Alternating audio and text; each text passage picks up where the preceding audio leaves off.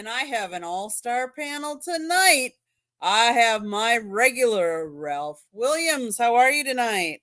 Good. Thank you, Candy. And it's great to see you, Scott, as well. Thank you. And my guest, who is not really a guest, but a guest on this show, he just recently did Fire Up Florida, just a matter of an hour and a half ago. None other than my husband, my life, the Scott, the Motor City Madmouth Morganrothy author. Thank you for joining us tonight, Mr. Scott. Oh, you're welcome. D-Lo, Joshua Door was a last-minute decision for me to pop on, but glad you guys are on here tonight. I'm substituting for Jeremy tonight, who's out there trick-or-treating as he's dressing up as a tire at his day job. So he is definitely dressing up as a tire, so I decided to fill in at the last minute to try to add a little bit of pizzazz to this show. I was, oh boy, you're for me for Halloween. Good luck. That's all I can tell you.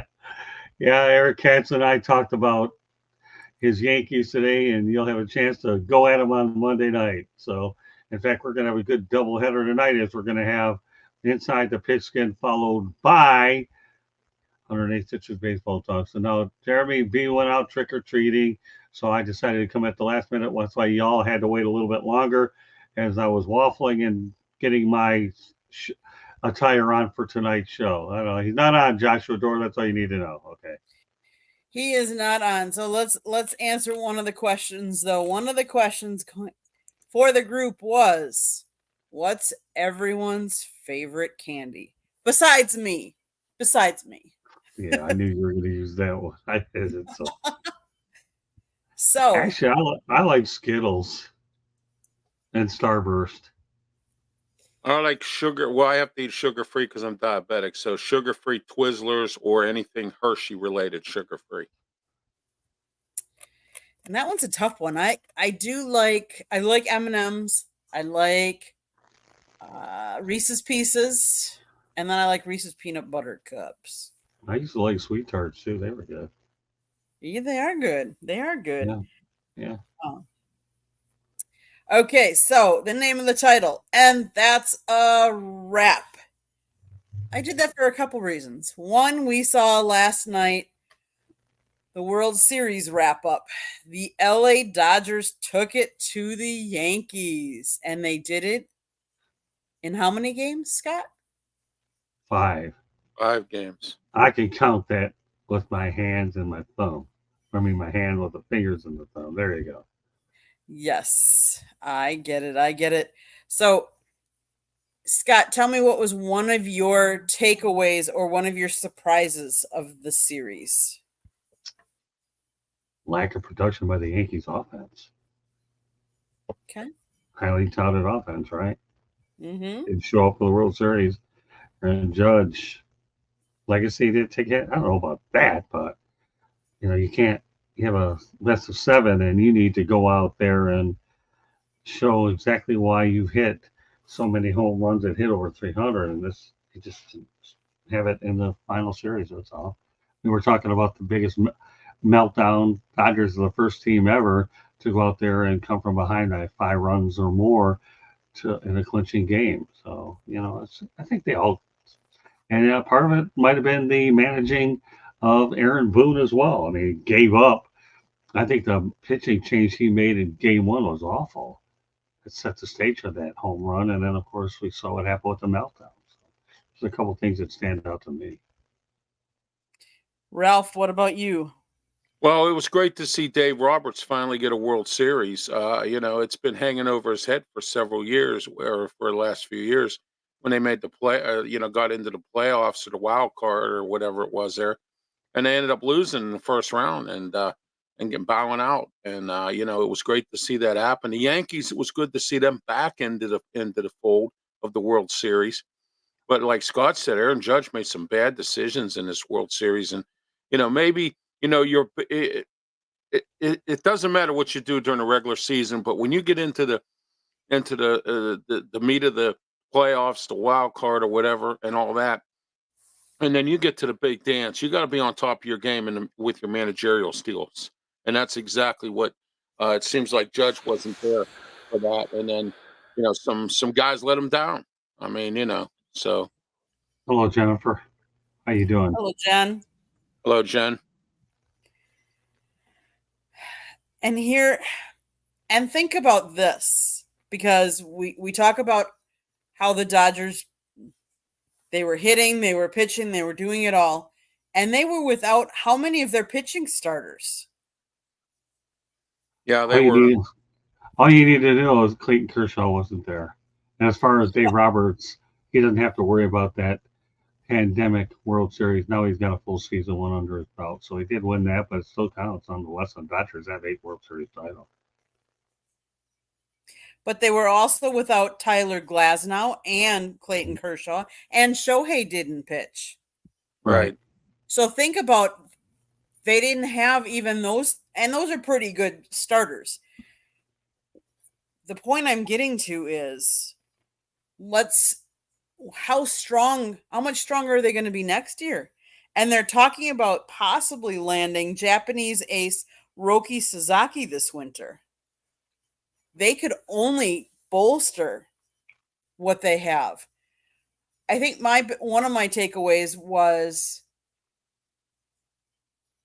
Freeman get MVP and hitting the home runs that he did, and that it's coming out now that he had a cracked rib cartilage besides an ankle injury. Freddie Freeman, I mean, good for him. Congratulations to the Dodgers. We all thought, a lot of us thought the Yankees were going to take it to them because we thought they had star power that was going to overcome, but they couldn't overcome the pitchers, and they just weren't hitting the ball.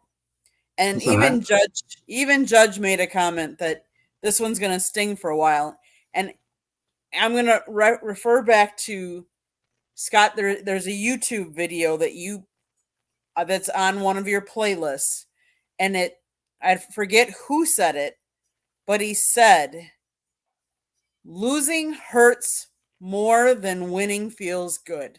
I believe Joe Garagiola I think that's make correct. all those comments. Yeah, I mean, I think he was referring to the Mets and the Boston Red Sox many years ago. If I remember it correctly. Mm-hmm. Yeah, Joe Garagiola. I mean, he's a legend as far as I'm concerned. He really is. Right. I actually met him many years ago when I was out in Arizona and talked to him for a little while at the Diamondbacks before they played the Tigers. And now we got Smoking Jeremy B. Well, hello, Smoking Jeremy B. Hello. Well, Jeremy, I guess you didn't. I guess you didn't dress up as a tire like I proclaimed earlier. Oh well, shucks. Seriously, really? Yeah, I fell asleep. I apologize. Yeah, well, everybody out there thinks that you dressed up as a tire out there trying to get some free candy. Yeah, right. Well, hey, listen, I have to make sure you're covered, brother. You know how that goes. I know. So, Smoking Jeremy, we were just kind of recapping the World Series and what we took away from the World Series, what we thought of it. Fred Freeman is very good. Shohei Ohtani and Judge did not have a very good World Series. Mm-hmm. I'm glad former Marlin Miguel Rojas got a ring. I love what Miggy was down here in Miami. We got along great. Go ahead, Jeremy. Yes. Sorry. No, that was pretty much it. I mean, both teams were evenly matched, and timely hitting saved the Dodgers over the Yankees. Right. Well, it's good to see Tyler Glasnow get one because, obviously he wouldn't get one here with the Pirates. Mm-hmm. There was also an announcement today, and I would be remiss if I didn't talk about it. After 42 seasons, Bob Costas is retiring from baseball play-by-play. What a career. 42 years. Scott, thoughts? Never met Bob personally. Excellent announcer. I think that in an announcer's lifetime, that to me, you have your time, and when you want to leave on your own terms, the Yankees and the Royal Series was a good one for him to go out because it was a series of yesteryear back in the 70s and a little bit in the early 80s. Let's face it, Bob's contributions are what they are. I believe if he isn't, he will be in the Baseball Hall of Fame with the Ford Yes, Frick Award. Okay, he I is. wasn't sure In exactly. 2018, he received it. Yeah, and we were at the Hall of Fame. It's a great. If you haven't been to the Baseball Hall of Fame, it's one thing, but you should make your way over to the writers and broadcasters wing. You're going to see a lot of great voices that have been through. Like my favorite of all time will be Ernie Harwell, and then I got Vin Scully at the top of my list. Ernie first. I'm partial toward Ernie. I can understand that. But Vin Scully there. It's unfortunate too because when they were training in Vero Beach, I always seemed to miss Vin Scully. It was in the week before, the week after I got up there. I always used to try to make a trip there. Never worked out, but Ernie to me is the greatest of them all. I don't care. He's my mentor. I guess I could be partial toward that, and don't think twice about being partial toward Ernie Harwell. I love the guy. He's like an uncle to me, anyways. In fact, he was an uncle. Ralph, your thoughts about Bob Costas? Great interviewer. Great on when he was on Inside the NFL and his contribution to HBO Sports and some other his contribution as a whole to the sports community was just fantastic. What a guy! And I'm glad he's retiring, like Scott said, on his own terms, not being forced out or something like that. So that's good to hear for Bob Costas, and I wish him a lot of luck in his retirement. Shoot, he's only 10 years older than me. Jeremy, your thoughts? Congratulations on a great career and going out on your own decision. I mean, it's good for him. He was a great guy. I have nothing bad to say about Bob. He's even called some Olympics from his coverage from 1992 to 2016. He will continue to, because baseball is his first love. He will continue to do some key events on MLB Network, including the Baseball Hall of Fame announcement, he said. So, but kudos to someone getting in your career, staying in your career, and having longevity and going out on your terms. That's I guess that's key. Like, it's not health related, it's not this related. It's, he's going out when he wants to after doing what he loved doing for so long. Well, I make no bones about it. Folks, I love football. I make no bones about it, okay? But I played baseball longer than any other sport that I was involved in. Okay, I played baseball. Baseball is still my first love. I have a show, 108 Stitches Baseball Talk. Inside the Pigskin is my passion. And I love the NFL and college because I've been around those sports for a long, long time. I mean, hockey, it's okay. I mean, I have a good show that precedes this one, which I'm glad we have. But baseball was always baseball. I mean, I won a championship, in the minor leagues many years ago. We had a 21-0 team back in 1973, and then we went back to the city championship but lost the second year, and I was a catcher, and I loved the position. So, like Bob, he did a lot of other stuff like football and everything that you just were mentioned. I get that, but baseball is baseball. You talk about the tradition, the history and everything you had there. I don't think you'll have a much bigger history than you have with baseball. I don't even think the NFL has as good a history of baseball. I really don't. No, because baseball's America's pastime, Scott, and right, I mean, a lot of people enjoy baseball. I mean, Yeah, I mean, I had some great. For those people that look at my book and Lessons from the Microphone, you're going to see an awful lot of baseball stuff in there, as well as football. And I know Candy will go out there and mention in a little while. But yeah, I'm happy for Bob. There you go. There we go. Right up there. Mm-hmm. Okay. Hey, Josh, your door. You like gelt? Is that some sort of Jewish candy? I don't even know what that stuff is. Oh, Jeremy, we went around and said what we thought was our favorite Halloween candy. Any thoughts? Candy's candy, and I loved it as a kid and don't much care for it as an adult. Okay, that's fine. Let's go on to some football. There's some pretty good sized games going on this weekend. But not the one tonight. Yeah, that's a barn burner, isn't it? Woo! Texans are up 7-0. Yes, 7-0. Jets have the ball though, but 2 minutes left in the second quarter. So, Jeremy, what football game are you looking forward to the most? I don't know. There's this pesky team traveling north and west to play against another one in their division. They're. I think they want to plant their flag and make it Ford Field North again this year.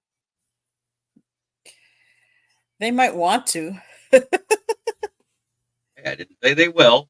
I was I honest about it. Game has to be played. No, it's Green Bay versus Detroit. There's lots of good games out there, but I think this is the best matchup of all of them out there. Um, if the Bucks had their receivers healthy, you might be able to make the case for Bucks versus Kansas City. But with the injuries they've suffered, I think the best matchup is that one. Okay. Okay. Give us a little preview of it.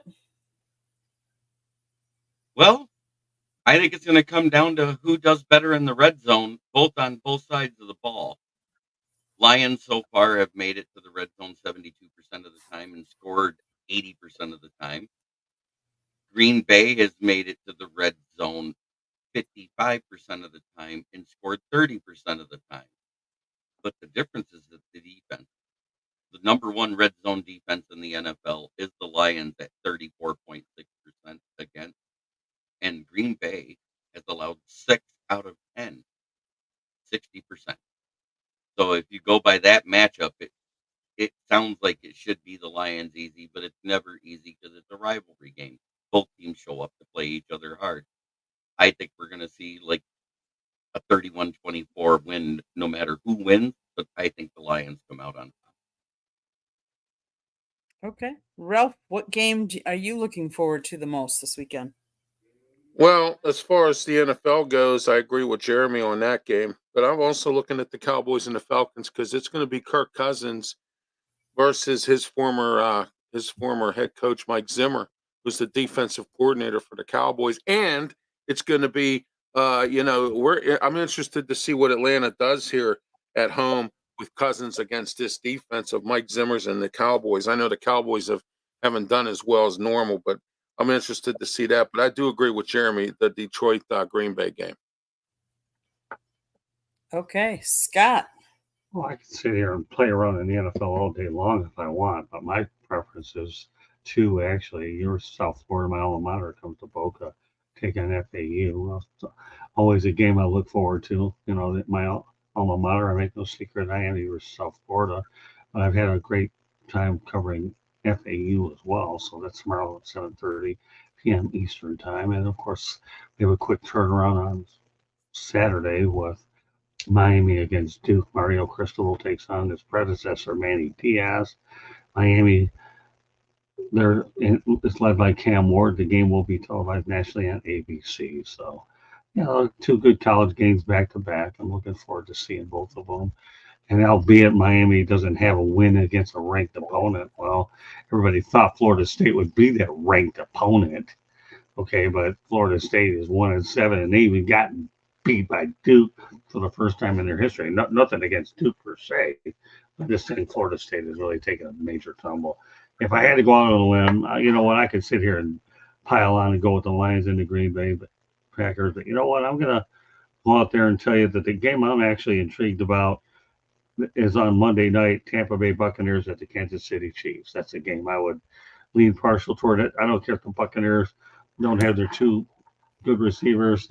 Baker Mayfield matured so well that he'll find a way to get the balls to the right targets. I just don't think I can keep up with the Chiefs. Who knows how long it'll take before they get their first loss. But Green Bay, Detroit, yeah, everybody talked about it. I will say one thing, though, today. I was watching First Take, and Stephen A. Smith was raving about the Lions. Even though everybody knows they need a pass rusher, he was definitely riding the Lions throughout the entire show. It was good. They've earned the respect. Everybody knows they're a good running football team. And Jamison Williams, no problem. They got enough depth at that wide receiver to get around him. Jamison Williams, he's chartering in dangerous territory with some of the stuff he's doing. Right now, they're okay to deal with it, but if I were this kid, I would be rethinking his decisions so his career doesn't go south because the kid's got a boatload of potential for sure. He really does. Let's just see if he doesn't become a guy that flames out because he's known for more what he does off the field than on the field because he's an exceptionally speedy receiver with good hands. We'll see. I agree.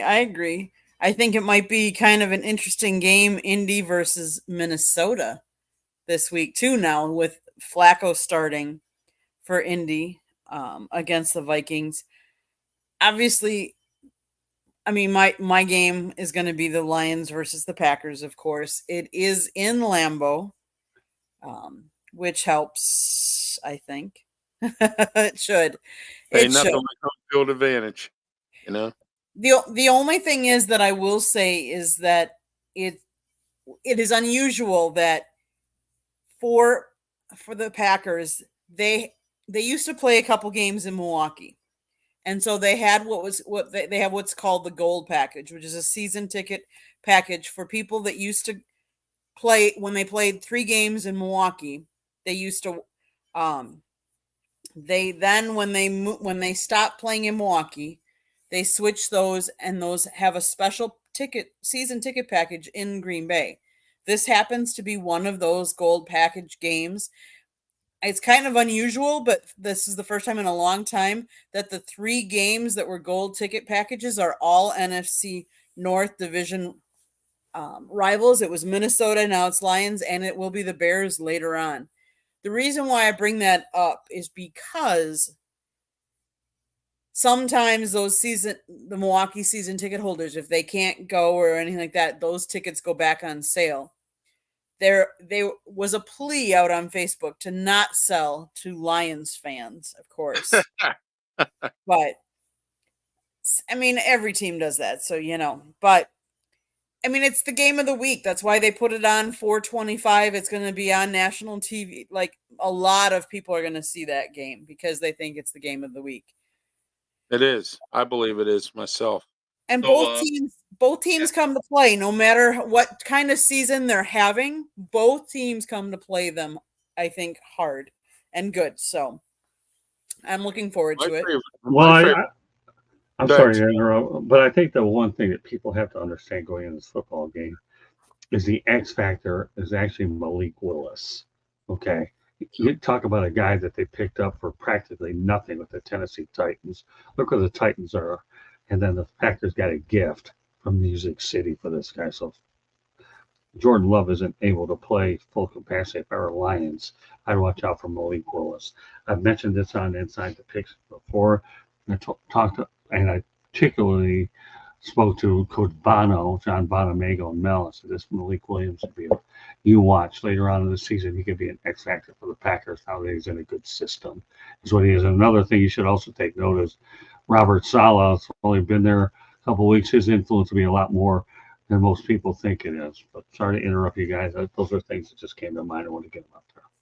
That's all right, Scott. I agree with you on Malik Willis. I knew sooner or later he was going to be a talent. It just took some time.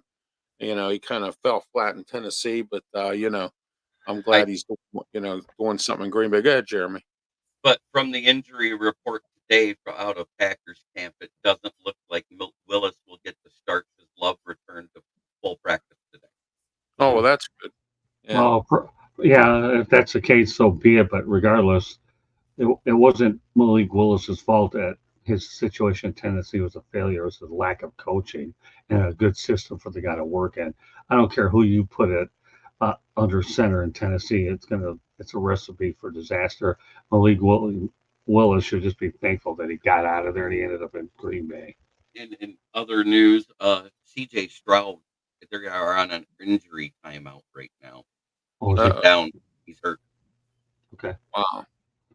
Yeah, things are getting a little chippy down in Houston with all these injuries. Well, it's in New York for one thing, but at the same time, we had our first bag over the head fan scene today. He's at the Houston versus Jets. It's a guy with a bag over his head, and it said, beware, Jets are playing, beware, save us, Ben Johnson. Yeah. Oh my. That's I'll have hilarious. I'm sorry. I'll have to process that one later. I'm not mentally able to process it tonight. Candy, other than my NFL games, the one college game that I'm interested in is Penn State and Ohio State, and Pitt's playing SMU. I'm interested to see what Pitt's going to do against SMU. This is a new team for them. They haven't played SMU, and I can't remember. And so that's going to be an interesting game. And Penn State versus Ohio State at Happy Valley. That's going to be the game of the week for college, I think. Mm-hmm. I I would- picked Notre Dame Navy last week, and Notre Dame blew out Navy. I thought Navy would give them a better game, but it didn't happen that way. Hey, by the way, Katie, did you hear this? Okay, I read it a little bit earlier today. Notre Dame Fighting Irish are going to be playing the Miami Hurricanes at Hard Rock next season at home. Oh, I hope Really? Miami beats them. Yeah. I saw a few of their games in the past. Yeah, don't worry, you'll get to see Notre Dame next year, God willing. And I think Florida another. down here. Go ahead. And Florida down here. I think they called it the convicts versus the Catholics, is what they call that rivalry. So I think, go yeah. figure. I think one of the other interesting games out of the Big Ten will be Wisconsin versus Iowa. Yeah, that's a great game. You got Kurt Ferentz versus, oh Luke gosh, Fickell. Luke Fickell. Yeah. Mm-hmm.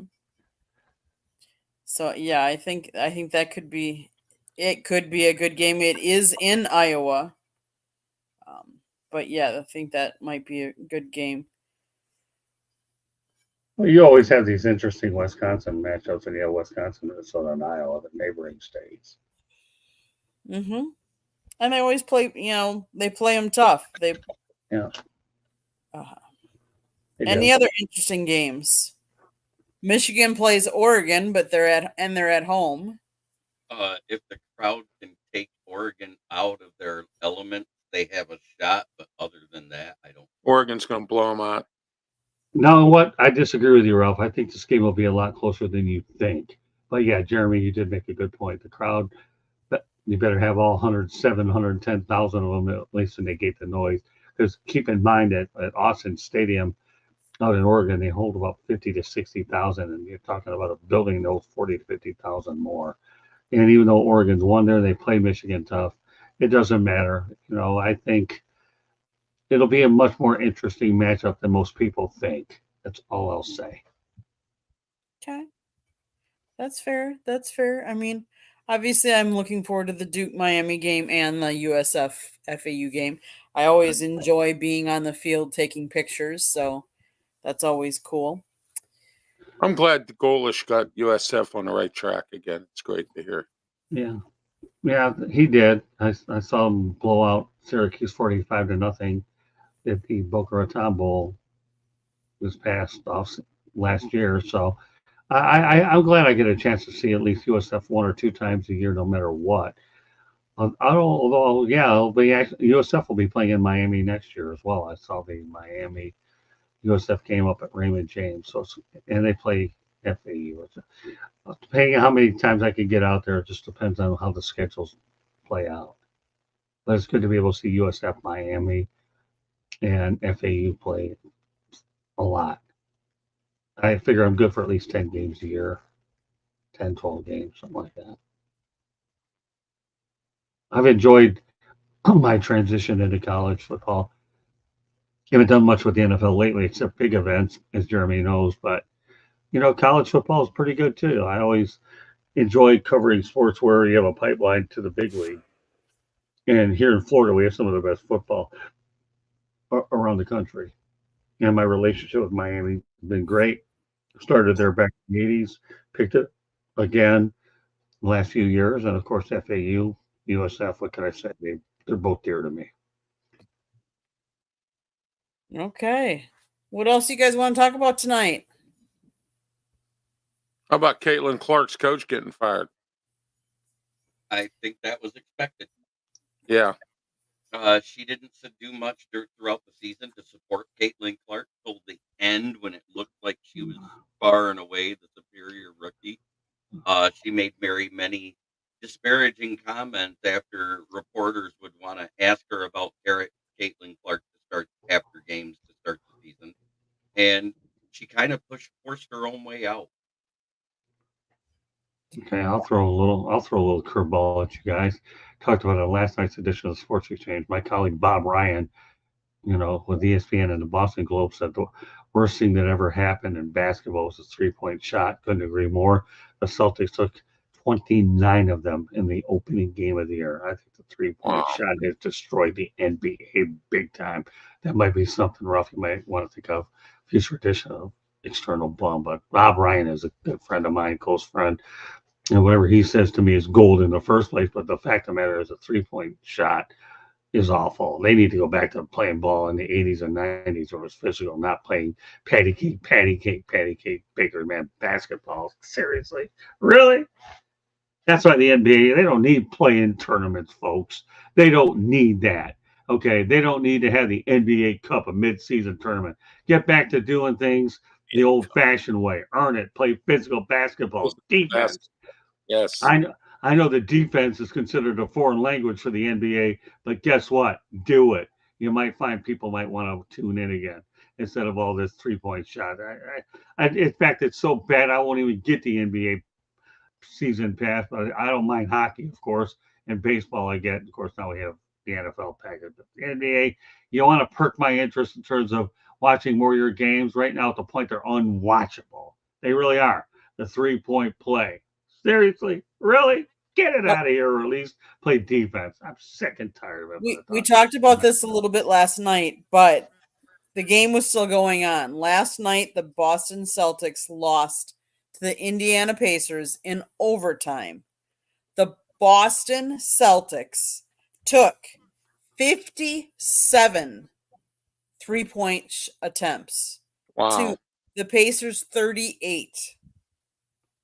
Well, Is well, the 3-point shot is relatively new to the NBA because remember it didn't come into effect late 70s, early 80s is when they added the 3-point line, correct? So do you consider that relatively new? In the history of the NBA, yes, it's been out since before 1900. Oh, Uh, well. so Okay. and it was adapted to college after that. So, and when you're Right. talking about organized sports, Yeah. that's like that shot is in its baby phase still, or maybe teenage phase compared to the rest of the NBA. But at the same time, it did make it a little bit more exciting at first, and then somebody like Steph Curry comes along, who Right. has that 40% 3-point shot for his career, Right. and every other team has tried to emulate it ever since. Right. That's what's going on. And everybody could say, well, this person made the slam dunk popular. You can go all the way back to Dr. J and Chocolate Thunder days. The dunk has been Right. popular a lot longer than the Yeah. 3-point shot is my point on that. Well, Jeremy, But I'll just say this, but okay, finish your thought. I'm sorry. so the 3-point shot became exciting because it was new. It hasn't ruined the sport, but because of certain people's success and being more successful than anybody else at it lately, has ruined the current game because everybody's trying to emulate it. Right. Oh, your point's well And taken. I'm not disagreeing with you at all, Jeremy, by no means. I'm just telling you that, I don't know, as we get older in the late 70s, think of a lot of the millennial and the younger generation, they didn't know it the other way in the first place. The sport got physical. That's all I'm telling you. I understand where you're going with it, but to me, watching the NBA with that 3-point shot getting out of control and taking away defense, to me, just takes away what the sport was all about. Yeah, you could do a lot of things to change baseball to appeal to the younger generation. I get that. Okay. I really totally get that. But when you take away from a lot of key strategical things that made the sport popular and you're regressing, then in the NBA's case, as far as I'm concerned, just personal opinion, it's unwatchable and I won't watch it. so 2004, the Pistons had the hand check part of that defense, which is what that defense was built around with the Pistons. In Right. 2005, they took the hand check away. That that defense, that type of defense went away with it. Nobody plays defense like that anymore because you Well, can't. good. Thanks for making my point even better, Jeremy. I appreciate it. You just took your point and made mine better. So the 3-point shot was born in 79 to 80 season. There you go. Yeah.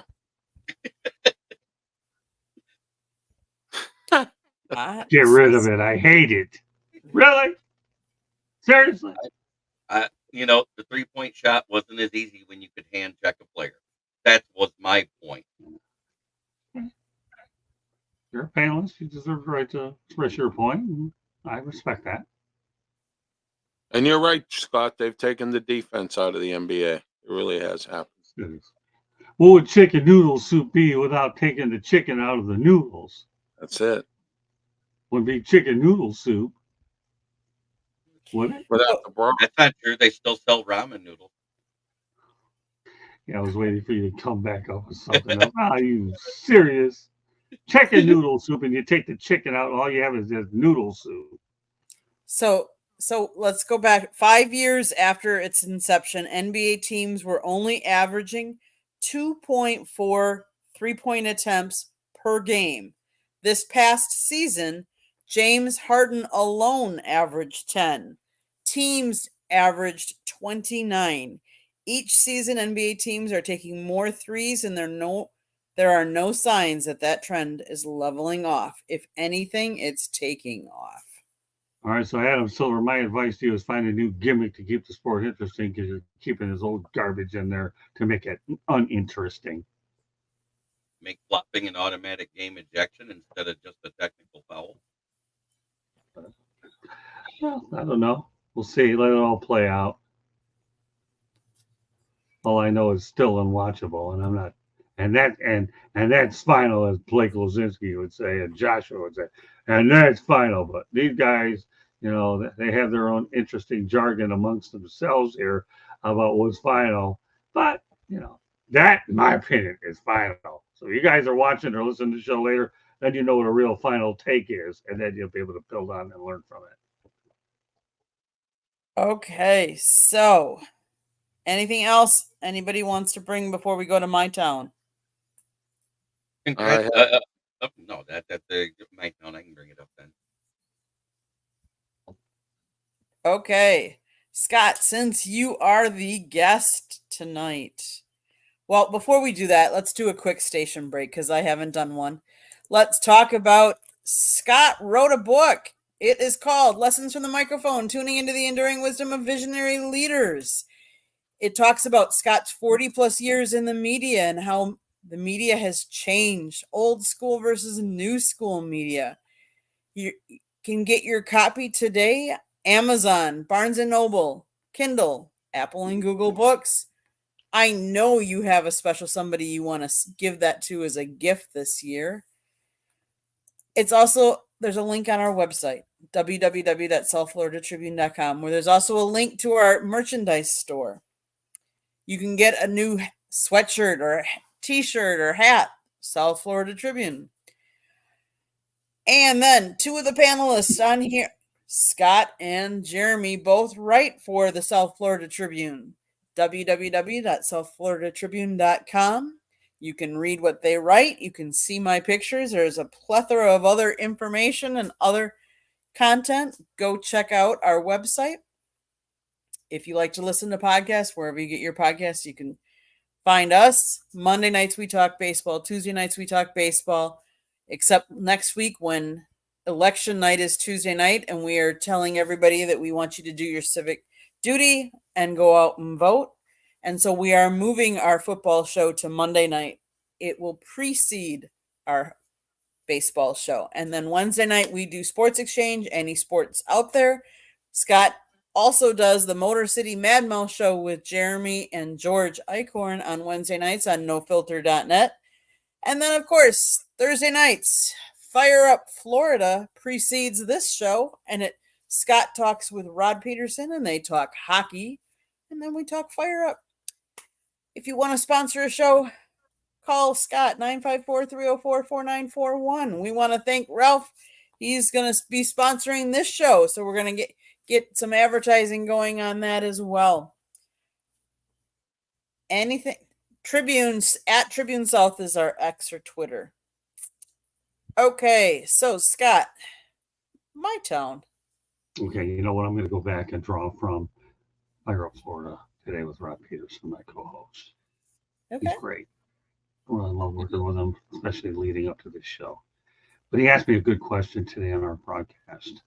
He says, in your estimation, okay, name me the top 5 teams popularity-wise in this market, South Florida.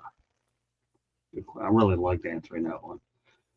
Number one, I told him, regardless of how good or bad they are, the Miami Dolphins are still number one. They've been around the longest anyways, and it's a football town.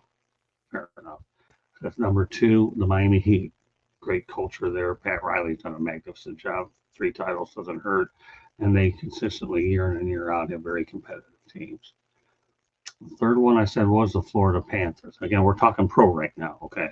Florida Panthers, 3 straight trips to the Stanley Cup final. Finally got over the hump and won it last year. Now they're playing in the NHL Global Series and they're for the next couple of days, so now they can market their brand worldwide. Miami Marlins are 4th. Now I said now you can also add the Miami Hurricanes in there as well. But the real sleeper professionally is Inter Miami. They have Lionel Messi on that team, and this team is playing good. We've only been out to a couple of their games this year. I had some language issues because couldn't speak Spanish, so I've been able to come up with some sidebar stories to work around that situation. That'll actually be in my new, in the second part of the book, in Lessons from the Microphone Part 2, how interesting it is to be able to write on a team and yet you can't talk to a coach because you don't understand English. Well, doesn't that make my curriculum sound a little interesting back in the days of grade school and college, right? And of course, ironically, on the night where I'm seeing my college take on another one in this area, which I considered going to. But the reality of the situation is this.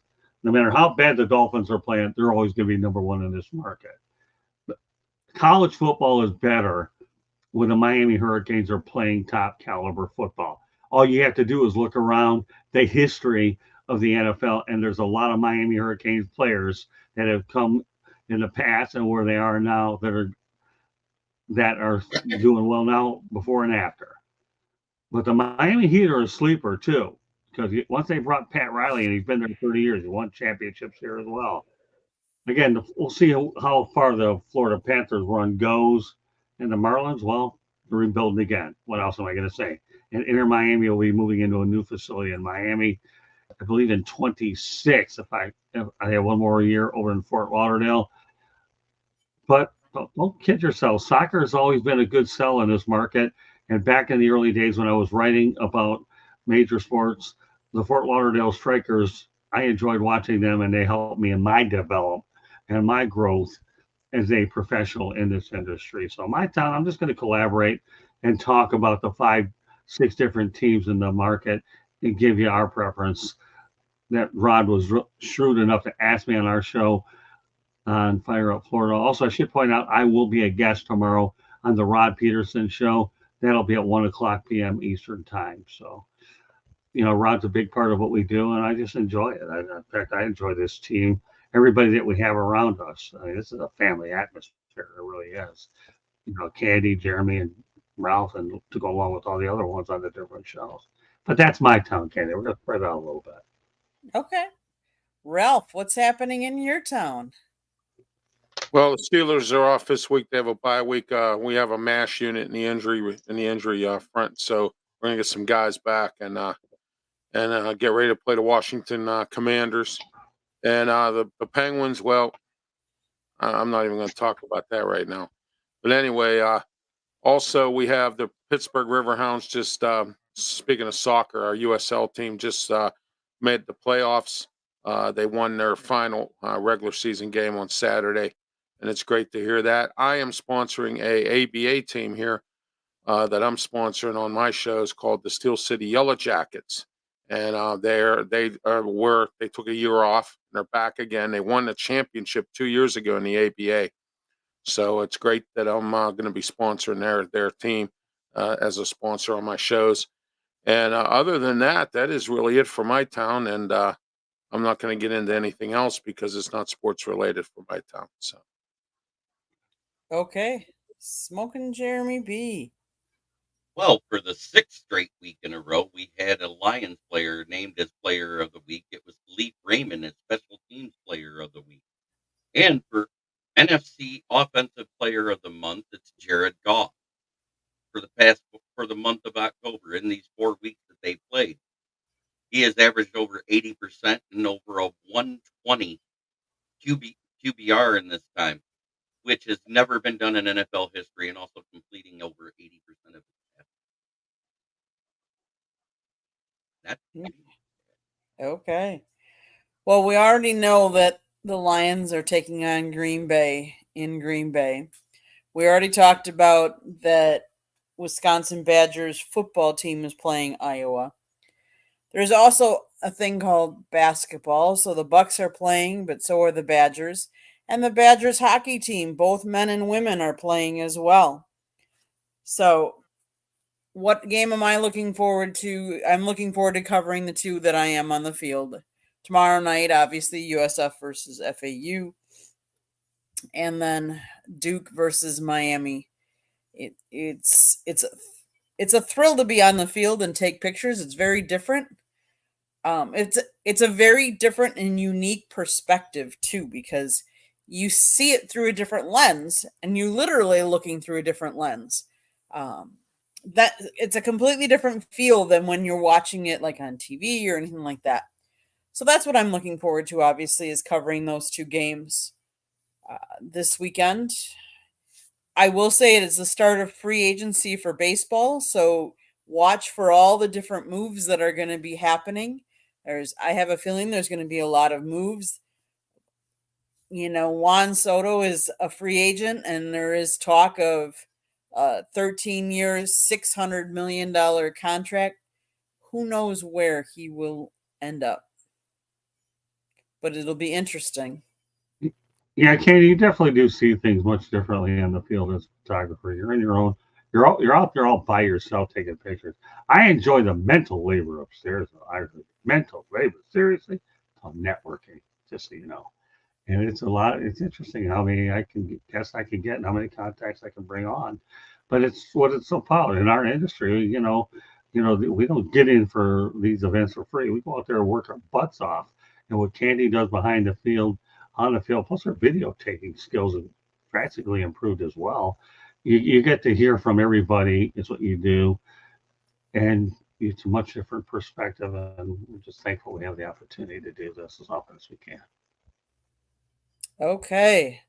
So I will start. Scott wrote a book, Lessons from the Microphone, Tuning into the Enduring Wisdom of Visionary Leaders. Talks about his 40 plus years in the industry and how it has changed. It has some really good stories. You got to get your copy today. Amazon, Barnes and Noble, Kindle, Apple and Google Books. And we are working on the audio version of the book. So more details to follow. Scott found somebody that really wants to do it. And so we are excited. Can't wait for that. And he's going to be writing a sequel, but probably the start of next year. You can also find a link on our website, www.southfloridatribune.com. If you see the red subscribe button in the lower right-hand corner, that means you have not subscribed to our YouTube channel. Please do so. And then please also subscribe to my co-host, our guests, and everybody that you see on any one of our networks. As they're giving us their time, we want you to help bolster their audience as well. If you like to listen to podcasts, you can find us wherever you get your podcasts. Monday nights, we talk baseball. Tuesday nights, we talk football. Wednesday and Thursday nights, we talk anything. And then Thursday nights, we talk hockey as well. If you want to be a guest on the show or you have ideas for us, email us, southfloridatribune@gmail.com. If you want to advertise or sponsor a show, call Scott 954-304. I'm sorry, 954-304-4941. Again, Scott's book, great gift idea, available on Amazon, Barnes & Noble, Kindle, Apple, and Google Books. Okay, Ralph or Scott, anything you want to add? Yeah, as a matter of fact, I do. I think what's interesting about the Rod Peterson show, I just want to bring it one more time, is I get to expand the Motor City Madmouth brand into Canada.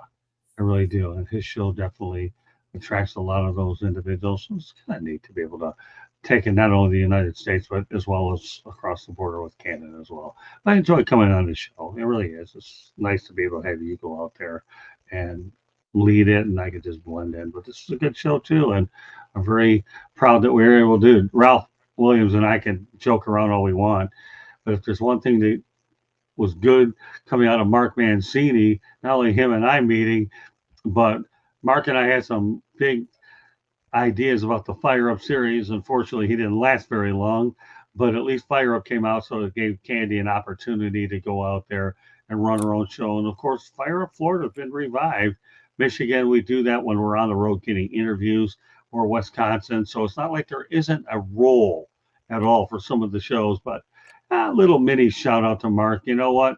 You may not be a part of this show, but at least you help get the wheels turning to give Jeremy, Ralph, and Candy an opportunity to go out there and Yes. carry this show. And I'm thankful for Mark in that sense, because you know what? Jeremy, Ralph, and Candy, I think the way Candy runs his country club environment, you guys are really good. Tonight I came on Appreciate it. because Likewise. I didn't know if Jeremy was going to oversleep. When we came out, I get a chance to interact with this guy anyway. So, but yeah, it's okay. You guys have your own show, and I'm just proud of every one of you for just doing it and keeping No, it. I'm happy. I'm happy with you being patient about the movement of the external bum, because that show was on Mark's network, and we moved it here to social media, and it's a big success. Last weekend we had for 1 day views, we had over 52 views, and that's the most in 1 day we've ever had.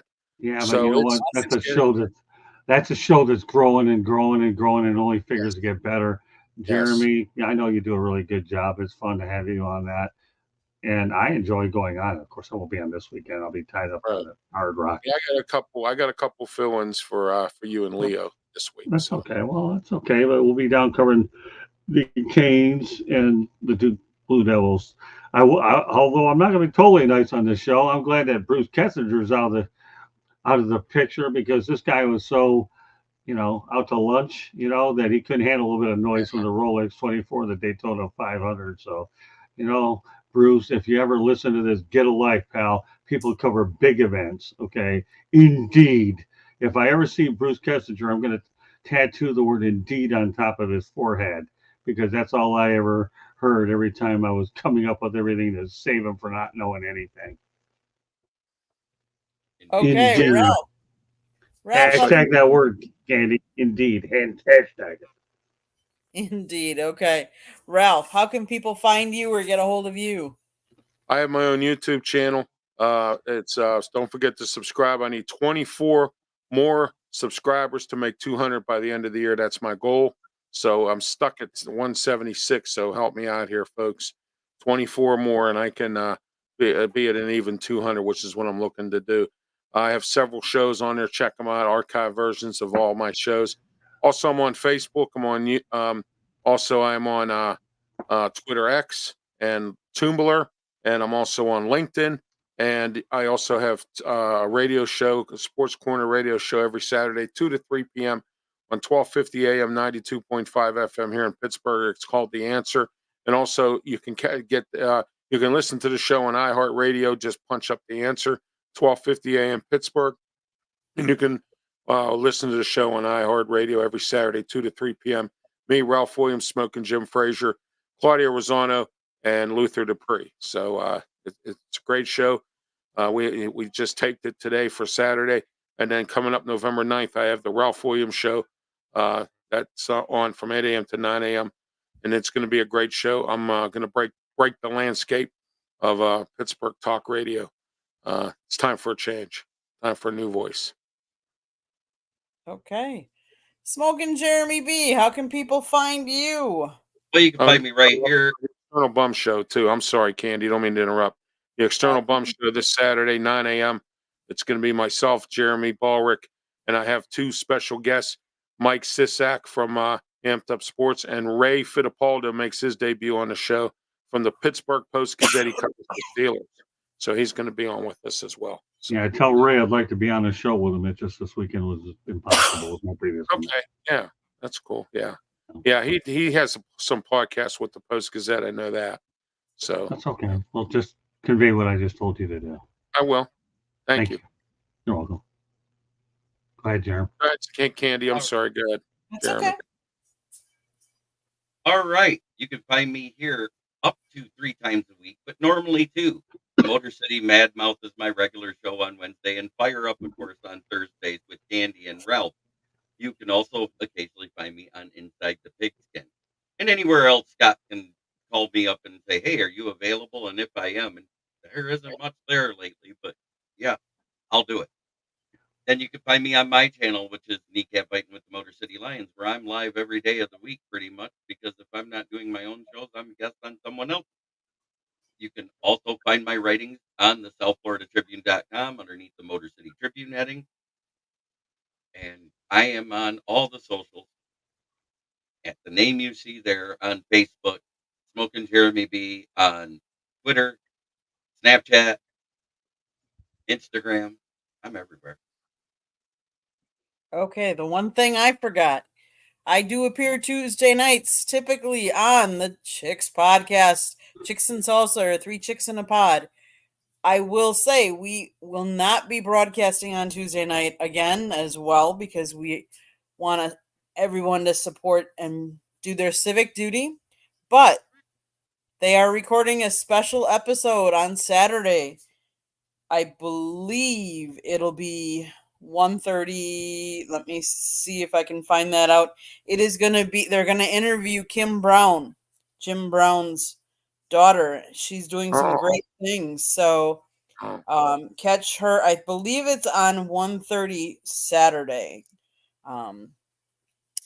Fortunately, I'll be at the football game, but I won't be able to be on that broadcast. But I think they're going to replay it on Tuesday night as well, 7:30. 3 Chicks in a Pod. So catch us every Tuesday night, typically. One last time, I know you guys need gifts for Christmas and the holidays are coming up. Scott's book, Lessons from the Microphone, Tuning in the Enduring Wisdom of Visionary Leaders. Amazon, Barnes & Noble, Kindle, and audiobooks later. Okay, Smoking Jeremy B, you always end our shows for us. But one last quick thing. Everybody that was in the chat, thank you so much for being there. We appreciate you being there. I appreciate you guys being on the show tonight. Have a great week. And now, Jeremy, take us home. And before I say my normal tagline, I want to say that's the perfect gift for anybody in high school or college studying to be a journalist. That being said, try every day to be a better person than you were the day before. It's the only way to make the world a better place. It starts right here. Much love to everyone in the chat and everyone at home. And I approve that message. Ditto twice.